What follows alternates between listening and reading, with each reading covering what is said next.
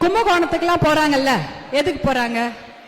சாமி நவகிரகத்துக்கு போவாங்க, திருக்கடையூர் கல்யாணத்துக்கு 60ஆம் கல்யாணம் 80வது கல்யாணத்துக்குலாம் போவாங்க. அந்த மாதிரி இது ஒரு புண்ணிய பூமி. ஏன்னா சுத்தி சுத்தி பெரிய சிவன் கோயில்களும் மகாவிஷ்ணு கோயில்களும் இந்த பகுதியில இருக்கு. அவ்வளோ பெரிய ஒரு புண்ணிய ஸ்தலம். நம்ம எல்லாம் சொல்லுவோம் ராஜாக்கள் நடந்த ஊருன்னு. ஆனா இந்த மாவட்டத்தை பொறுத்த வரைக்கும் கடவுள்களே இங்க நடந்திருக்கிறாங்க. அங்க என்ன சொல்றோம்? சீதாதேவி மலைக்கு வந்தாங்க, லவகுசா மலைக்கு வந்தாங்க, சிவன் இங்க வந்து பூஜை பண்ணாரு அப்படின்னு எத்தனை வரலாறு, எத்தனை கதைகள். கடவுளர்களே வளம் வந்த பூமி தான் இந்த மாவட்டம். அவ்வளோ பிரபலமான இந்த ஊர் ஒரு 2023 வேற விஷயத்துக்கு பிரபலம் ஆயிடுச்சு. எதுக்கு? 2023 இதே ஊர் வேற விஷயத்துக்கு பிரபலமாகி விட்டது. மரக்காணம். என்னது? கள்ளச்சாராய சாவு.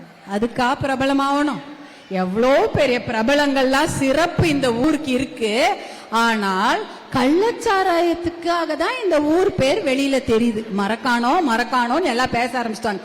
கிட்டத்தட்ட 20 பேர் கள்ளச்சாராயம் குடித்து இறந்துட்டாங்க. அதான் ரொம்ப கஷ்டம். அதாவது இருக்கிற கோவிலுக்காக பிரபலம் ஆகல, இருக்கக்கூடிய அந்த மலைக்காக பிரபலம் ஆகல. இந்த ஊர்ல இருக்கக்கூடிய கழிவேலி போன்ற அந்த தண்ணீர் நில வளத்துக்காக இந்த ஊர் பிரபலம் ஆகாம போயும் கள்ளச்சாராயத்துக்காக இந்த ஊர் பேர் வெளில தெரிஞ்சுது. மரக்காணத்துல செத்து போயிட்டாங்க, மரக்காணத்துல கள்ளச்சாராயம் குடிச்சு நிறைய பேர் போயிட்டாங்க. இது ரொம்ப மனதுக்கு வருத்தமான ஒரு விஷயம். நம்ம ஊர் பேர் போய் எல்லாரும் வேற மாதிரி சொல்ல ஆரம்பிச்சுட்டாங்களே அப்படின்னு.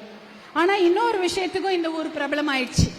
என்னன்னா 4000 கோடி இந்த ஊர்ல மட்டும் என்ன வருமானம்? டாஸ்மாக் வருமானம்.